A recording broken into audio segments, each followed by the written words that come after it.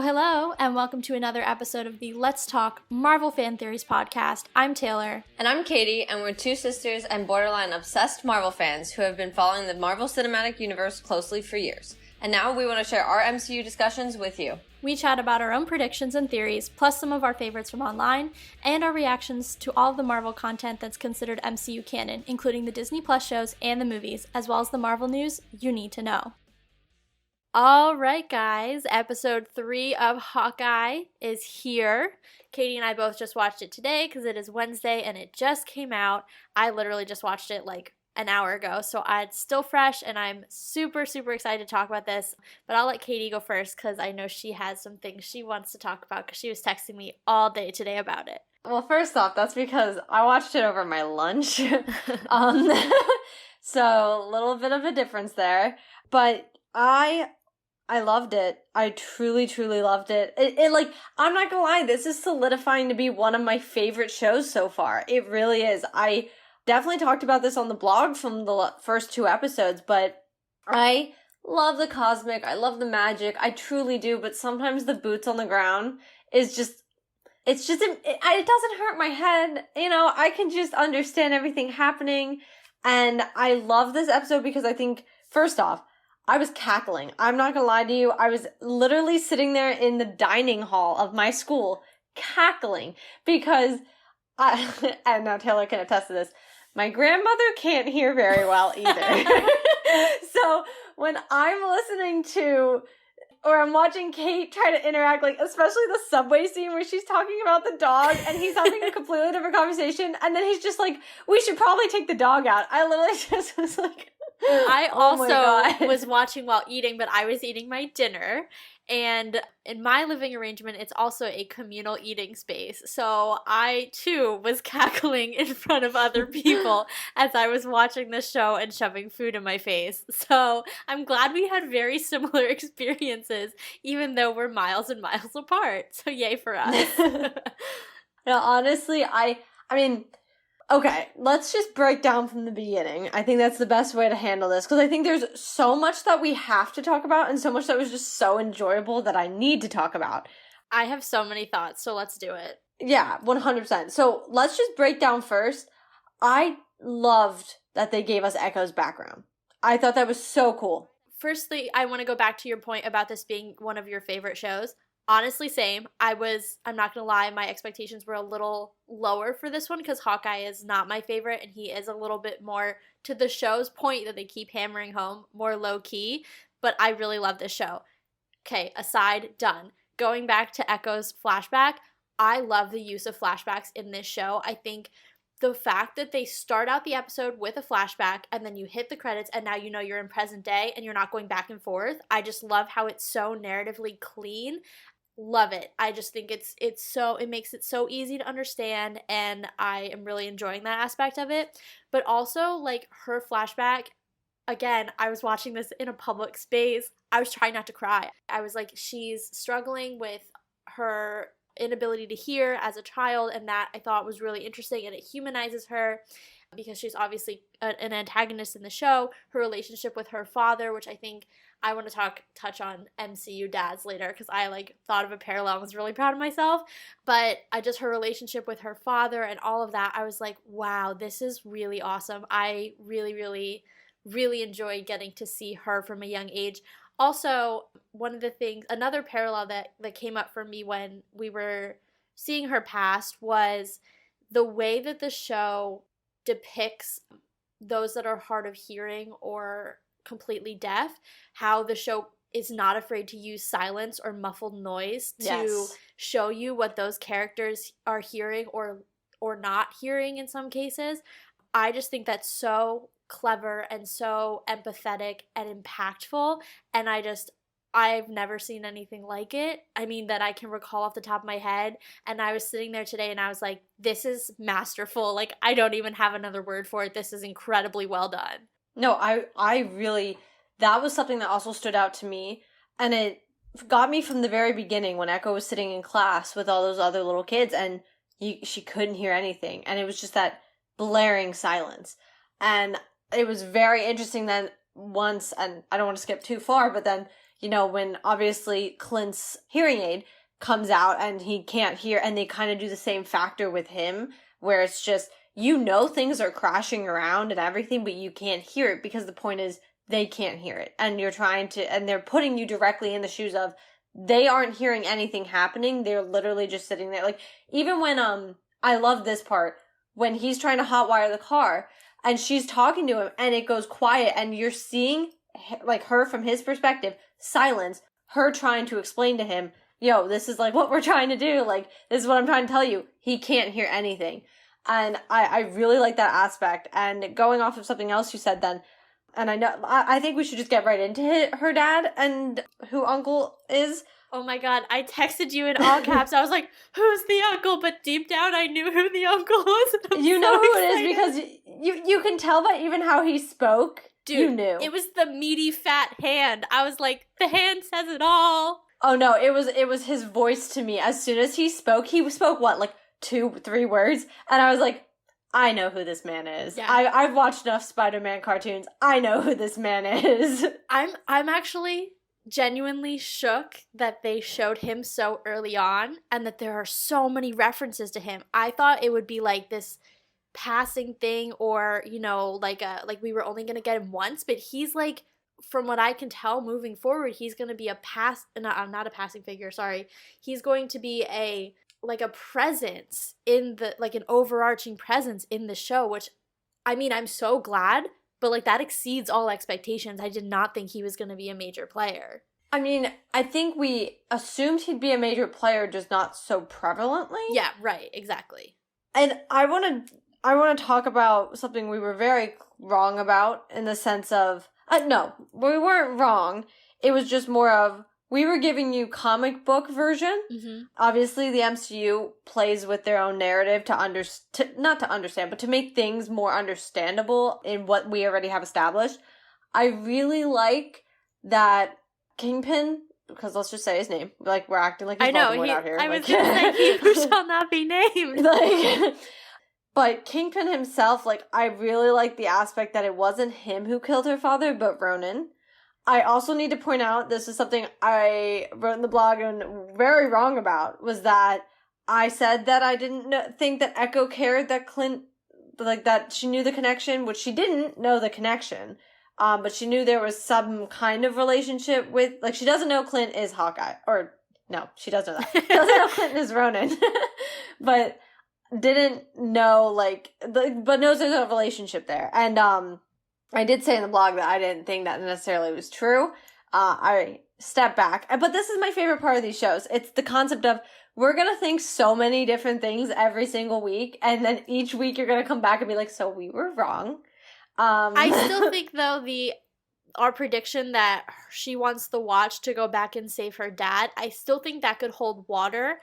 It's now, in some ways, more interesting because it's Ronan who killed her father. Right. So that's super interesting. I also thought, speaking of the Ronan identity, later on when Clint and Kate are in the diner and she's like, you're protecting whoever is Ronan. I'm like, girl, he's sitting right in front of you. Yeah. Like, she's still so blinded by, like, her hero worship of Hawkeye, which, fine. I think anybody who meets their hero would be. But she's still blinded by it to the point where she can't even see that, like, it's lining up. Oh, Clint knew, like, that Ronan was dead and that's why he's after all this stuff. So I think that's super interesting too, that she still believes that it's not, or she hasn't even entertained the idea that it's him behind the Ronan mask and not just someone who's in his orbit. Right. Well, and I think you kind of bring up then a little bit, you touched on it, with what we think Echo might be looking forward to doing. They bring up, well, they had to have been looking for something else at the black market or the black auction. So, once again, obviously we know as a viewer that they were looking for the watch. We still have the assumption that it was one of the watches that they used in Endgame to go back in time. Mm-hmm. And now, let's bring in the factor, we've now seen Pym. I was gonna say the Pym Tech arrow. Yep. So there's definitely Pym Tech floating around, at least within those who have connections to the Avengers. And if the compound went down, there's no saying that there wasn't additional Pym Tech involved. Well, yeah, because, I mean, we know for a fact that Ant-Man and the Wasp were there. at the ruins of the compound. So there you go. Exactly. The van was there with the quantum tech, like, right there. Well, that's what I mean. So I think that was like, you didn't need to confirm that quite as hard as you did, in the sense of, oh, that was now a clue. We have Pimtech here. Like, yeah, that was an intentional plant for people to pay attention to and put it together. Like, they're trying so hard to lead us to the watch without leading us to the watch and the time travel. So that's been a fun little puzzle, and I'm excited to see that come to fruition. Also, I just realized we're halfway through the series, which is kind of crazy, but that's like just a random aside that popped into my head. No, that's true. I mean, I guess because this is, if you really think about it, this is the only show that's been 6 episodes but had a doubleheader to start. Because WandaVision did, but it was 9 episodes. That's true.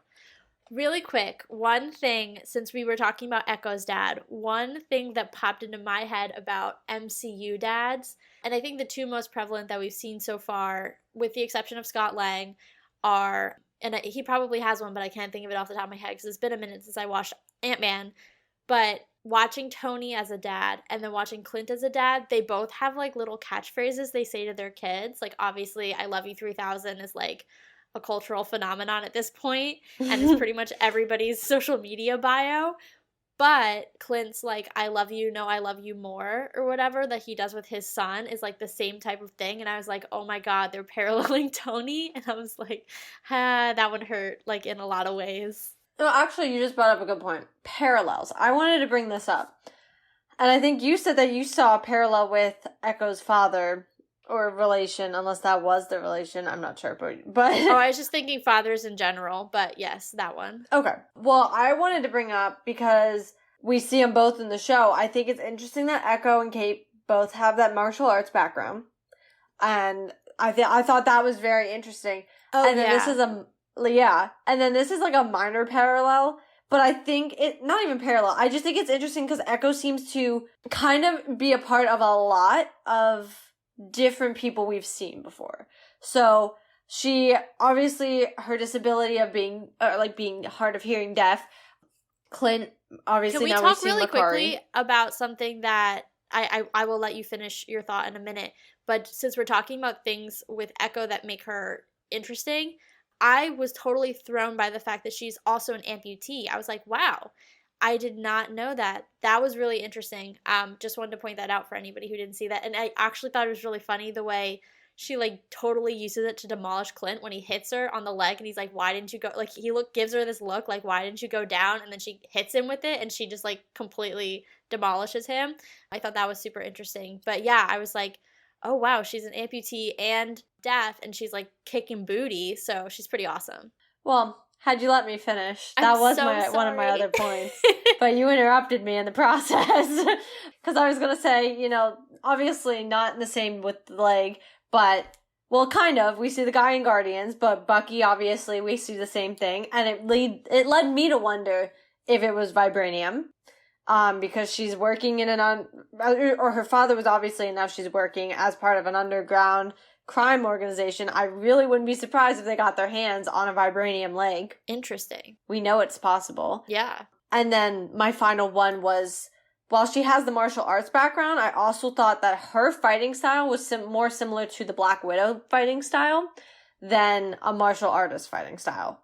And obviously, you know what I mean, in the sense of, when we look at Kate, her training, there's a lot of it that, and I'm going to say this as, the resident martial artist here, there's a lot of training for her that you can clearly see moves, like even things that I've been taught as, like, throughout my years, versus for Echo, very different. She's got a lot more of that flow move to her that a lot of the Black Widows have, where it's that, like, they're all, like, everything's moving at once kind of thing. So I thought that was also interesting. Black Widow. I know, we're all waiting for it.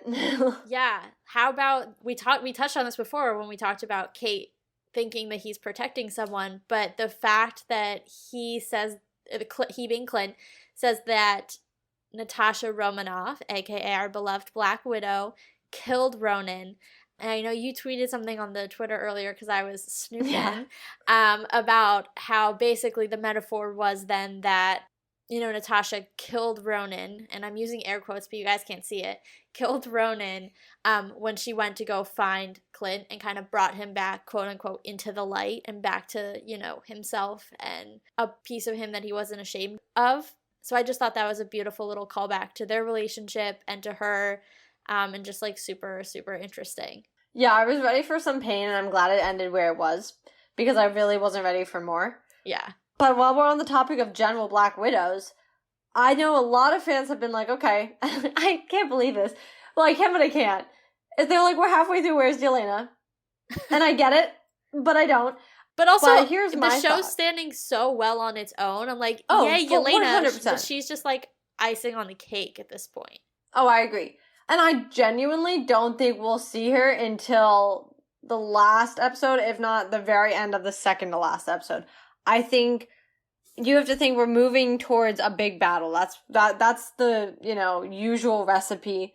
That's where we're going towards. Obviously, we see even in the trailer, we see the whole, like, in Rockefeller Plaza on the skating rink, like, we see the big battle, or at least, like, a clip of it. Or what we think it is, because we've been misdirected before. Yes. Especially recently especially recently on Phase 4. But my thought is she won't come till very late, and that is mainly because they're building up Echo, especially because Echo's going to have a new show. And something I don't want to necessarily entertain, but I've seen a lot of people starting to entertain the thought, is that Clint will die. No. I know. They made me love him more now, and like now I'm like more emotionally invested. Also, before you finish that thought, just the scene of him having the phone call with his son where Kate's writing down what he said, I was like, again, in public, trying so hard not to cry. I was like, you gotta keep it in. You can't do this. Like, I was I really like when Kate first ran over and just writes, little boy, like, in full panic, because she was like, you're not talking to your wife. Like... But I think it was interesting, too, like, in that moment, Kate really realized, like, crap, this man has a family, and, like, I did something dumb, and now I'm keeping him from being with his family. Like, there was a little bit of, like, a maturation there, I think, for Kate, and, like, their relationship in general. Yeah, I think she's finally seeing some of the effects of the consequences to her actions. Yeah. I think normally for Kate, yes, there are consequences, but she's grown up rich. She's had the ability to write it off. I mean, even her mom, like, we see it the first episode after the whole, like, clock tower thing. Her mom's just like, well, I paid the bill. I covered it. Yeah, I bought a clock tower. Like, yeah, cool, like, because that's can you tell me why I had to ability. do that? But yeah. Regardless, like, and so I think she's always had an air of, like, everything gets taken care of for me eventually. And then seeing just more of, okay, I screwed up. And now because of what I did, I'm causing harm to other people. And I'm impacting other people, I think was a big moment for her. I had to laugh, and this is totally kind of unrelated, but I just have to bring it up. When they're sitting there in the diner and she's bringing up costume ideas, and the one that she shows him is very similar to the comic book one. Yes, I was that. Like, oh my god. So funny. I love how they troll us every once in a while. They're like, we know you know what this is, so. Oh yeah. No, I really enjoyed that, but I want to talk about the big car chase scene. Yeah, go for it. Awesome. First off. So funny. Like, it's hilarious watching him and Kate communicate when he can't hear her. And then obviously she's trying to fend off the bad guys. I thought it was cool to finally see a little bit more depth to Hawkeye as who he is, with more of the, I got all these trick arrows that we've never seen any of these. We've seen, like, the one that, what is it called? The one that he swings from that I can't think of the like proper a grappling name. Arrow? Yes, thank you. I was like, I cannot think of the proper name. We've seen that one, obviously. And we've seen, like, obviously the ones that blow up, but we really, like, some of these other ones are just out of the blue kind of things that you're like, what? Yeah, no, they're definitely, I mean, I don't really read Hawkeye comics, but I have to think that they're, like, comic cuts for, like, the people who are, like, real diehard comic fans, so that they're like, oh my gosh, like, he must use those all, like, the goo one or, like, the suction cup one. Like, I have to think that those are arrows he's used in the comics, and this was Marvel's way of just being like, for all you people who, like, are really into the comics, like, this one's for you. Well, and then that's why I thought it was cool, because I also thought that was a big moment for Kate, that, like, she was able to really show him, I have talent, I can do this.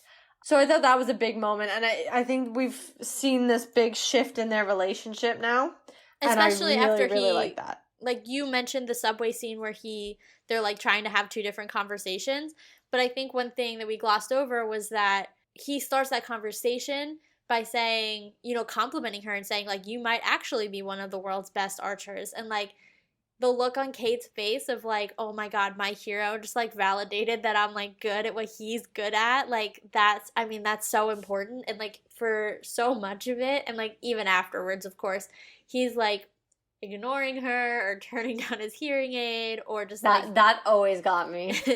being a little bit curmudgeonly, but, like, she knows, like, when the chips are down, that he, like, does respect her and, like, respects her skills. And I think, like, that was an important moment, because up until then, he really hadn't given her, like, that validation that, like, they're equals and they're partners. So I thought that was pretty cool. And speaking of partners, I want to bring up oh my God, what are they called? The Sweatsuit Mafia. I'm intrigued because we already see a riff. And I'm really interested, especially because I thought that, oh, what's his name? It starts with a K. It's 4 letters. It's the dude. You know exactly who I'm talking about. And now they I'm literally completely typed his name out on a computer. Yeah. I'm completely blanking. But the man who acts as the interpreter for Echo, I definitely didn't understand their dynamics until that final scene that we truly see them. Where they're talking, and he even at one point is like, you know, Uncle won't be happy, and she's like more worried about going after Ronan, and then he even at some point is like, but your father put us first. And I think it's important to be able to point out that she is putting her revenge above everything else, and you can tell. She's acting through the emotion of feels she's one step closer to going or getting Ronan now, and ironically, like, she is. She doesn't know how close she is. No. But this is kind of, so we're obviously going to continue to see them go after them, and so that's the path we're going to follow on. This is why I think Yelena is going to come, and I said this in the blog post, I think she's going to be intercepting Echo at some point, because she needs Clint. Yeah. So I think they're going to essentially be eyes on the prize, both of them, literally sabotaging each other to try to get to him. So that's where I think she's coming in at, and that's why, like, I think it's interesting because we already see there's a rift possibly starting between Echo and the mafia that used to be her father, led by her father, and we also know she's not fully in charge. Yeah. So I think that's something to be kept. To Clint's point, there's someone above her in the totem pole. Yeah. I just thought it was interesting that they chose to play it that Echo's father was the leader of the, what do we say they were? The Sweatsuit Mafia. Yeah. And now she's the leader. Like, that was interesting to me that, like, I mean, I guess I should have guessed it because I feel like he was wearing sweatsuits in the flashbacks, but I mean. He was. And then when he got killed. I mean, yeah, I put it together then, but, like, a lot of people wear sweatsuits. Doesn't necessarily mean they're part of the mafia. So I thought that was an interesting development in her character, that she, like, essentially inherited the gang from her father. I thought that was and I don't even think she necessarily inherited it. I think her uncle put her, because we all know who the uncle is, and obviously he had a lot of faith in her father to already have him being the leader to a degree. My thought process is this is not Kingpin's only gang. If we know anything about Kingpin, this is not the only people he runs. One finger on one hand, yeah. Yeah, exactly. So he trusted him enough. My thought is he watched this little girl grow up. He watched her train. He knows that she's even almost better than her father in the sense of she can handle her own the way that she does. She's a weapon of herself. So it doesn't necessarily surprise me.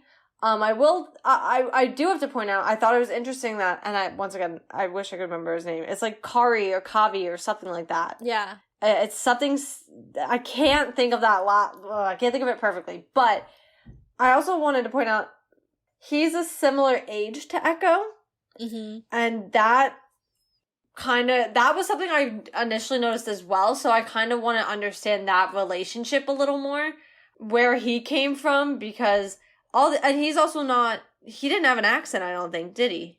Not as strong, at the very least, not as strong as some of the others. Yeah. I could have sworn one of them spoke Spanish at one point, too. Oh, I don't know. Like, obviously there's, like, very heavy Russian accents, but I could have sworn I heard one of them speaking Spanish.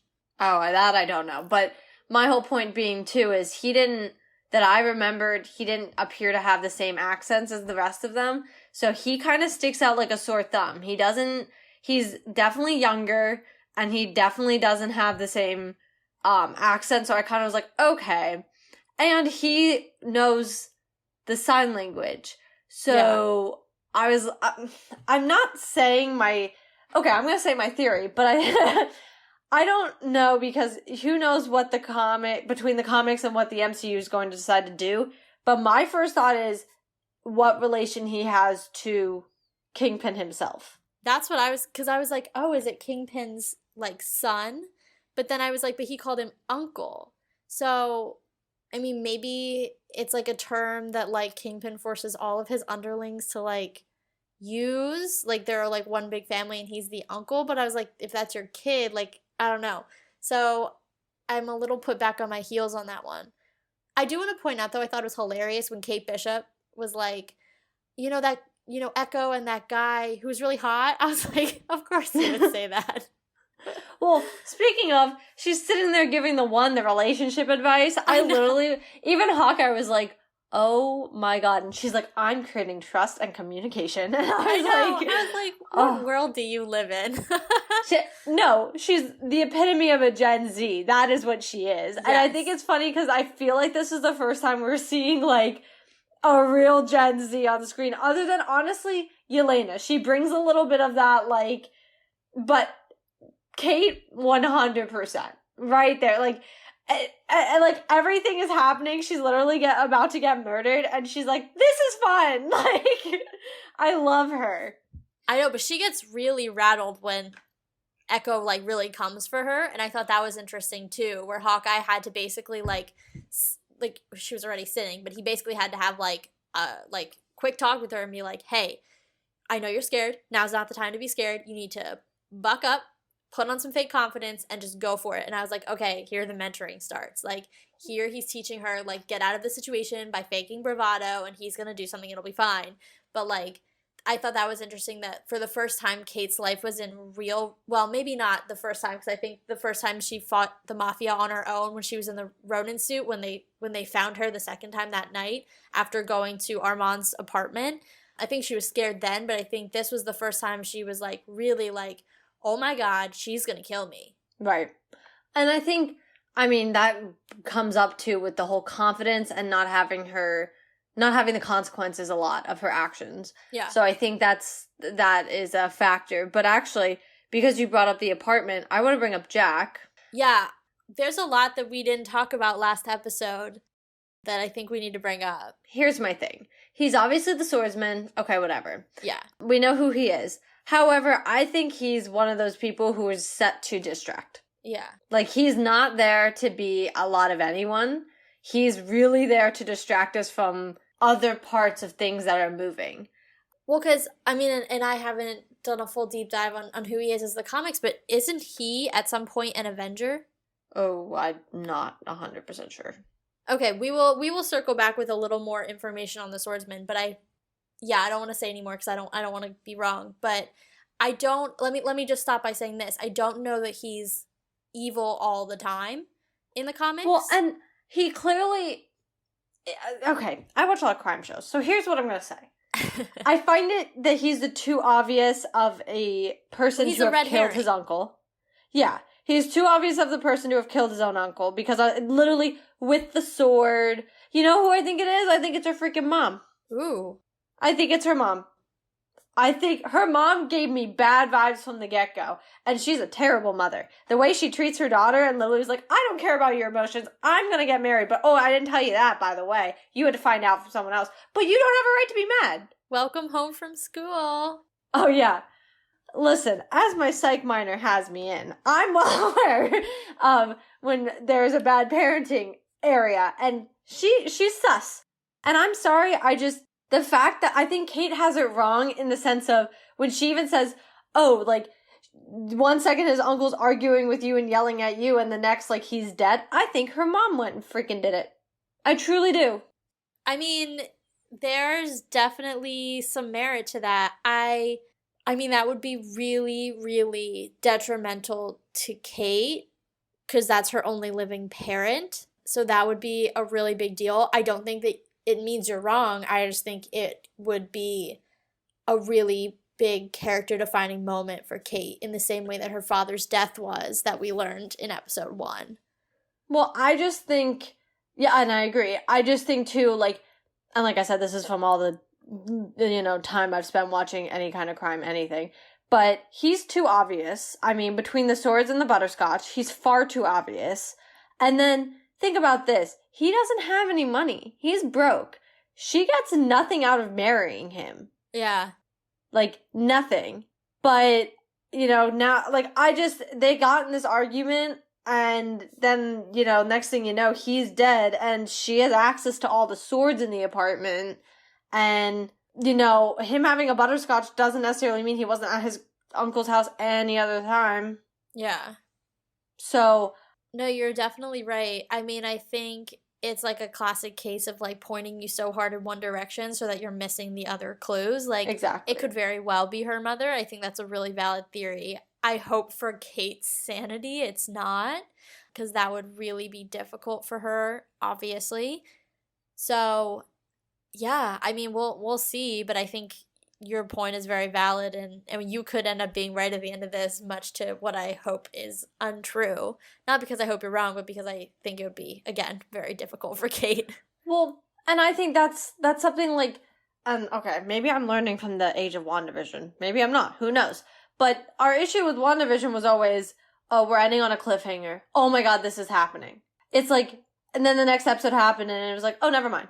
Anyway, back to our regular programming. So, yeah. Literally. Yeah. So, that's why with the cliffhanger of him being there, like, he's probably just there, and like, why are you breaking into my house? Or at my fiance's house? Also, the fact that he attacks Clint with his own sword is a big freaking deal. Like, I'm like, oh my goodness, like, he knows exactly what that weapon is. Well, exactly. But, like, that's why I'm like, you want us to sit there and think, oh, here we go, this is his big moment. And I'll bet you something else already happened that has him on edge. And, because her mom is tied to something else. I'm sure of it. Well, and the fact that, and you kept bringing this up last episode, and it struck me for a different reason. The fact that her mother owns a security business.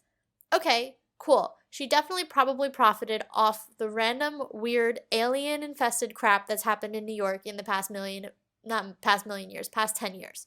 Cool. That totally makes sense. But working in security also means you have access to a lot of data and a lot of information. Which they bring up in this episode. Yes, and a lot of access to people. I mean, Kate, like, literally was tracking people using her mother's software. Yeah. If you caught that in the first 2 episodes. So that's how she knew where Clint was. Exactly. So I just think that in and of itself is another point to the sus for the mom, because she has all of this information on who's where, who's doing what, and probably was able to get herself into the apartment if she wanted to. And Armand wouldn't have said anything because, I mean, yes, they were fighting, but he never would have thought she was going to kill him. He seemed very old-fashioned when it comes to women, even just in the remarks he made to Kate about what she was wearing. So, like, there's no way he would have perceived her mother as a threat to his life because she's a woman. How could she ever be a threat? He was a powerful man. Well, that's what I mean. And I think her mom just strikes me a little off. And like I said multiple times now, Jack is just too obvious of a bad guy. He's been painted as a bad guy since the second we met him. He's the terrible stepfather. And her mom's supposed to be the magical mom. Which is so funny, too, because she was such a daddy's girl. I mean, I guess you cling to the only parent you've got left, but, you know, she really wasn't that close to her mom when her dad was alive. Yeah. So I thought that was interesting too, how like their relationship now, like, yeah, they're so close, and like in a lot of ways that makes sense. Again, it's her only surviving parent, but at the same time, you have to wonder, like, does that fact cloud her judgment or cloud her ability to see maybe some of the more suspicious things that her mother has done over the last 10 years in order to, I don't know, keep their big fancy apartment that they were almost going to have to move out of before the Chitauri attacked? Like, how did they get to keep that?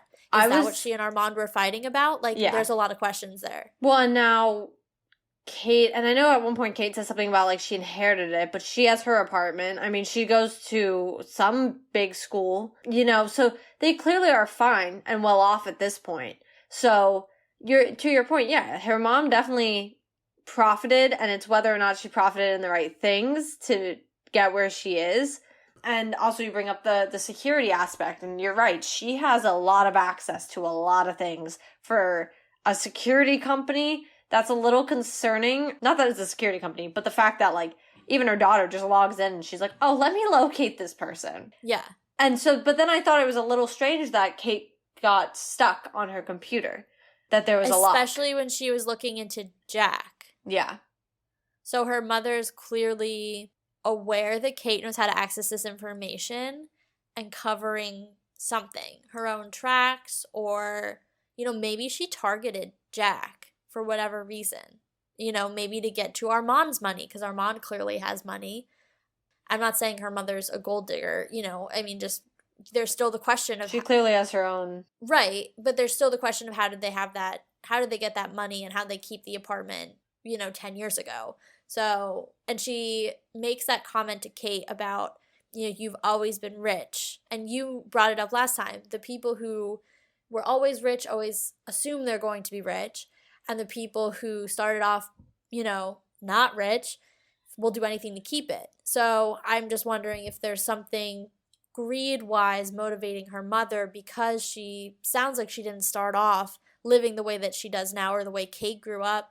And whether that's a motivation for her when it comes to Jack and even the business and all of that. Well, yeah, and I mean, people who didn't always have wealth and become wealthy are much more desperate to keep it and now know it. Especially she's lived in it in at least, well, Kate, what, 22 years? She does, there's no part of her that would ever be willing to go back to whatever she knew before she was wealthy. So I definitely, like I said, I'm pinning her mom as at least some kind of something. She's mad sus, if you ask me. Don't really support her mother. And like I said, Jack, even this cliffhanger in this last episode, too obvious. Too obvious. I also just, to your point earlier, like, I was like, okay, this is a cliffhanger, but in his defense, Jack's defense, he's guarding his fiance's home. Like, here's some guy, if he didn't hear Kate come in, here's some guy in his apartment he's never seen before, looking, let's be honest, a little worse for wear. Yeah. Why is he in my fiance's home? Like, yeah. Would everybody attack an intruder with a sword? No. But if you're a master swordsman, you're gonna do what you're best skilled at. And maybe when you have one hanging from the wall, it's the easiest thing to grab. Yeah. So there's a lot of reasons why that doesn't necessarily make Jack immediately nefarious just because he held a sword to Hawkeye's neck. I mean, and if you look at where he was, he definitely was waiting for Clint to walk around as if he was waiting he needed to make sure he got the jump on him. It wasn't a planned attack, obviously, you could tell. He had no clue Clint and Kate were coming. Like, he was there. Lord knows doing what, and I was going to say, that brings up another question, because Kate said the apartment was empty, which means she thinks her mom's not going to be in, but then if her mom's not in, and yes, Jack's moved in, but, like, shouldn't Jack be at work? What was Jack doing there? Oh, I'm sure, yeah. No, then that's exactly where I was going with that. Brings up a new question of what the heck's he doing there? Because he wasn't supposed to be, but I'm sure literally was just like, someone has broken into my home. Yeah. like, you know, I really don't think there's anything in that aspect suspicious. What he was doing in the apartment, honestly, we can count as suspicious. I'll tell you, he'll be like, well, I was doing that. Like, it'll be the most minor thing. I betcha. Like, it won't even come out to be anything. But Yeah, I'm voting him out. If there's a vote out button, I'm voting him out as a sus human being. I'm with you on that one. I don't know who it is. I don't know who I'm voting in, but I'm definitely voting Jack out. He's off my list of prime suspects for now. Unless something really major happens next episode, he's not living on my prime suspect list any longer. I agree. That's where I stand. But yeah, I thought this episode was awesome. Yeah. I really did. I think that we got so many different depths to so many characters, which I didn't really expect. I didn't expect Echoes. I didn't expect to see Kate the way that we got to see Kate, being an archer and what she's good at. That's not just chaos. Yeah. And, then of course we see Clint, and I thought it was interesting, and I forgot to mention this earlier, how Echo even tries to sign to him and he can only sign a little bit, and she looks down on him because of it, and because he uses the I'm so glad you brought that device up. I think what I could see that being is going further. So she obviously intentionally steps on the hearing aid, and she even says to him prior to doing so earlier on in their conversation before he escapes, she says, "You rely on technology too much." I think she's trying to get him to accept that he's hard of hearing now. Like, I think he's trying so hard in some ways to maintain his life prior to having lost much of his hearing, but she's telling him to embrace who he is the same way her father told her to embrace who she was and to live in both worlds. Now, I want to bring a bigger point to that. I know you're, to every listener out there, you're like, oh my god, they're going this is a stretch. But you just said all that. What the deeper meaning to me is, he was Ronin. He's trying to go back to who he was before he was Ronin. And he can't. I mean, I think it goes together. Yeah, I mean, and not that I don't think she necessarily knows he's Ronin. She knows there's a tie, and I wouldn't necessarily be surprised if she's slightly putting together that there's something even more there. Well, yeah, because when she says, oh, so you're telling me you were there and she killed Ronin, but now she's dead too. Isn't that convenient? Like, yeah. She definitely is, picking up on stuff. Yeah. Well, that's my point, and that's why when you just said all that, I mean, I think that's part of it as well, is, there's been a change, You're not the normal Clint that we saw for the first 10 years. That's not who he is. I know we're supposed to be feeling bad for Echo, but it's like, your dad's a bad person. Like, he was killing bad people, but he was still killing people, It's still something he's ashamed of. Yeah, and we could see that. So, and it's a part of him he clearly is more willing to bury than accept, and I think that's what Clint's big point throughout this entire series is going to be, is trying to accept that there's that part of him that is always going to exist. I mean, his wife knows, but his children don't know. And two of them are definitely old enough to understand. Well, I want to bring this up now because there's this conversation that I've been meaning to talk about in this episode. And I think now is the perfect time to bring it up because he says in the conversation with Katie at the diner, he says, "I'm not a role model. I never have been." And, I think so much of that is rooted in the guilt he feels for the things that he did when he was Ronin. And also rooted in the guilt I think he feels, obviously badly, but maybe even a little bit cowardly for letting Natasha take the fall on Vormir. Well, I also think that's interesting that you bring up the whole thing when he mentions about that, because there's a similar conversation that takes place in Black Widow, when Yelena even calls Nat out and is like, well, but I don't have a bunch of little girls who are, worshipping me even though I'm a murderer. And I think that is a great connection for the fact that these two people are still assassins at the end of the day. Yeah. Taking out the factor of Ronin or not, whether or not they worked for the right people all the time or not. They made their careers killing people. They killed people. Yeah. Yeah, they killed people. They took people out. Heck, he was going to take out Thor. The very first time we saw him, he was asking Fury for permission to kill Thor. Yeah. Well, that's what I mean. So I genuinely, I think it's interesting to see that more of that connection between two of them because they're similar in who they are. And I mean, he made a big point of, my whole career's been staying under the radar, being a ghost, and Well, and later in that conversation, or maybe it was earlier, at some point in the conversation, he even says to her, this life you want to lead, you're going to lose some things. And I think he meant a couple different things. I think he meant lose yourself, lose your innocence, and also lose the people you love. Because yes, he has his family, but first of all, he's not with them right now because of the job. And second of all, he just lost his best friend. So yeah, this job takes a lot from you. That might be a call to the fact that she might lose her mom. Ooh. I didn't even think about that. That's a good call. Because if she never went down this road, think about that. If she never went down it, she would never find out that her mom might be a very bad person into some very bad things. You might be right.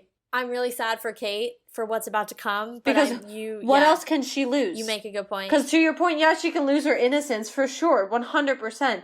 But what else does she have to lose? She doesn't have to lose her father, the parent that she was naturally closer to. She doesn't have a sibling. She doesn't really appear to have that many friends. Yeah, you're right. I mean, that's a really good call. I didn't even think about that. But I'm glad you said that because that is very insightful. Yeah, I'm telling you, man. And she just got a dog. Like, the dog is not the biggest factor, you know? Like, yeah. It's not like her childhood dog. Yeah. So. There's one other Not thing. that if they touch Pizza Dog, I'm going to kill someone. The whole internet's gonna revolt. Like, the 100%. Amount of tweets that I saw last week that basically were like, if somebody touches that dog, I'm gonna, like, insert, some form of violence here. Like, yeah. Like, okay. Cool. So we're protecting this dog. The entire internet is going to band together. It's going to be fantastic. He's like Morris. He's like Alligator Loki. Like all the real Flurkin, stars of the whose name shows. escapes me. Sparky. Oh. Well, the Flurkin is not Sparky, but Sparky was a different example. Yeah. Awesome. There's one other thing I wanted to bring up. Goose. That I saw on Twitter last week. Goose is the Flurkin. What is it? Goose. I said goose and you didn't react for a second. And I was like, wait, you can't just let me say goose and then not acknowledge it. Like, that's so awkward. I straight up went, goose, and you just kept talking. And I was like, no. Like, you need to acknowledge that I just yelled goose. Like, all right, cool. Good talk. Anyway, there's one, I've started this sentence now. This is my third time, and I swear I'm going to get through it this time.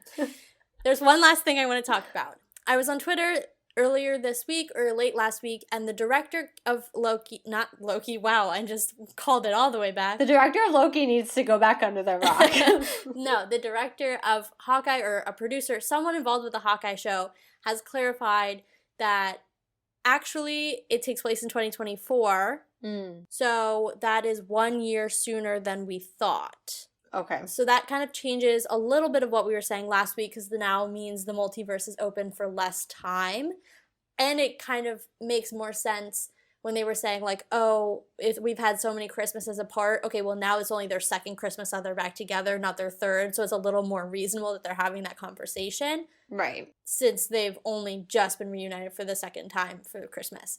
So I just wanted to bring that up because I thought that was super interesting when I saw that on Twitter. I was like, oh, because everybody was saying 2 years, and we literally had a 15-minute conversation about what that 2-year time frame meant. Right. And again, we have to, for the third week in a row, amend our timeline thoughts and predictions. Yeah. Thank you, Marvel, for being confusing. But it's okay. We will work with it. But I'm looking forward to next week. I'm not going to lie to you. Okay, I love the hype of WandaVision. And obviously, I love the Falcon and the Winter Soldier, mainly because of Bucky. But I think right now, this one might be a contender for at least second place, which is actually pushing the Falcon and the Winter Soldier to third. This one's my hands down favorite. I liked WandaVision. I liked Falcon and the Winter Soldier. I liked Loki. Oh, okay. I did. She's only saying that because of Tom Hiddleston. Whatever. I have my reasons, and I liked the show. So her actual... If you need her real reaction, go ahead and listen to our Loki episode 6 reactions, and then you'll hear what she actually thought of it. I think you'll find they were a lot more measured than yours. Anyway, moving on. I liked them all, but I think this one is one where I'm constantly like, that was really well done. Like, I think every other show, in every episode we had some sort of criticism. I didn't like this. This was slow. This was confusing. This didn't make sense. Why did they do that? But this one, I don't think we've said a single negative thing. Sorry. As soon as you said, why did they do that? And I was just like, oh, you mean the self-cessed? No, I was specifically thinking of the Evan Peters cameo, but it works in a lot of situations. Yeah, that's fair. Anyway, I don't think we said a single negative thing about Hawkeye. I think we're kind of in love. I agree. And at least for me, it's my favorite. I can't think of a single thing where I was like, this was slow. I didn't enjoy this. Whatever. I was like, this was great. Maybe some of the like gags with the arrows, maybe not my particular sense of humor, but even that is reaching for something negative to say. I can't say that I felt that way about any of the other shows. No, I agree. And obviously once Hawkeye wraps up, I know we're going to be in Spider-Man hype, but once Hawkeye wraps up, Before Hawkeye wraps up. Spider-Man comes out in the middle of Hawkeye. Well, yeah, but I'm just saying, like, we'll still be coming off the high of Spider-Man No Way Home, but I do have to say, which is literally 16 days away anyway, well, as of December 1st, when this podcast will air, it will be 2 weeks away. Please don't say these words. I know. But obviously it's very early. We still have half of the series to watch to say anything, but I want to say where we are standing currently. And I think a lot of that also has to do with their learning, you know? This one's very similar to more of the Falcon and Winter Soldier style, but then it's also plays on certain things with Loki, which were both the 6 episodes kind of thing. And I think they're learning what works, what doesn't. Definitely bringing Kate in and giving us Kate's background from the very beginning helps. Yeah. Helps a lot. Having them actually interact in the first episode, even if it was the last, 5-10 minutes, helps a lot. We got to see where we got, like, we understood where we got. Yeah. My issue with the Falcon and the Winter Soldier was that, okay, well, we knew that, you know, Sam was probably going to go back to, like, doing some sort of military-esque stuff. And we knew Bucky was going to just kind of be laying low, working through his issues. So it was like, okay, I didn't need a whole almost hour of watching them do that. Yeah. And like getting the background. I didn't need that. With this show, I think it was executed very well. And I think bringing them together. It was efficient. Yeah. And I think bringing them together in that first episode helped you to be like, okay. But then we had the next episode immediately to move into. Yeah. So I just think it's been done very well. We'll see where we're at in 3 weeks, of course. But yeah, I mean, I say right now it's second just because I can't yet beat the hype of WandaVision. I really can't. It had my mind in, like, shattered pieces, constantly. I mean, guys, this was in the dark ages before our podcast was a thing. Yes. But we used to do what at the time we didn't realize was practice for our podcast. We used to do a call with one of my friends, and we would debrief every week, and those got pretty heated at some instances. Mephisto who, you know? Oh my god, don't utter that word, please. I can't. I, like, have PTSD. The day he comes into the MCU will be the funniest day. Internet broken. Literally. But I have to say, that's all I gotta say. Yeah. I think we've covered everything that I wanted to chat about today. We will definitely do a little bit of a deep dive on the swordsman for you guys in the blog so that we have a little bit more on his history, since we didn't cover that last week and we didn't talk about it too much in today's episode, so we'll give you that background, so definitely check that out. As always, if you're a fan of the show and you haven't already subscribed, please do so on your favorite podcast platform. Share with your friends if you think they might enjoy. Give us a like or a review or whatever your platform allows you to do. Go check out the blog on a regular basis. Like I just mentioned, we have some extra content on there, some extra context, some details that we may not have talked about in the podcast, but remembered afterwards that we wanted to chat about. So those get added into the blog as well. So if you're looking for a little extra content to add to your knowledge or some extra theories, please go check out the blog. I think you'll find it hopefully we'll find it super, super helpful for you. And as always, check out the Twitter, Let's Talk MFT. As Taylor mentioned, clearly I'm active on it. I was already tweeting things earlier about the show. But I will say, just a little bit of a heads up, I do tend to retweet things related to the show. Usually they do have spoiler warnings, but if you're not watching the show, like, literally Wednesday, this is just like a call in general. Maybe avoid social media, especially Twitter, until you watch it. Because I also don't want to be the person responsible for accidentally giving spoilers. So just keep an eye out for that. But make sure you guys are following that and you guys are paying attention. I post all the blogs and when they go up, when the podcasts go up, any theories we have. Of course, I retweet any other theories that I see other people having just so everyone's knowledgeable, and Marvel news, of course. So make sure you guys are following that. And I know I mentioned it, about 2 weeks till Spider-Man No Way Home. We've got 3 more episodes of Hawkeye, which feels weird already. To your point earlier, feels very strange. So that's going to pretty much wrap up the end of this year. So there's a lot of content coming out. Make sure you guys are keeping up with all of it and get hyped for all of it because Marvel just blew your mind. So let's talk about it.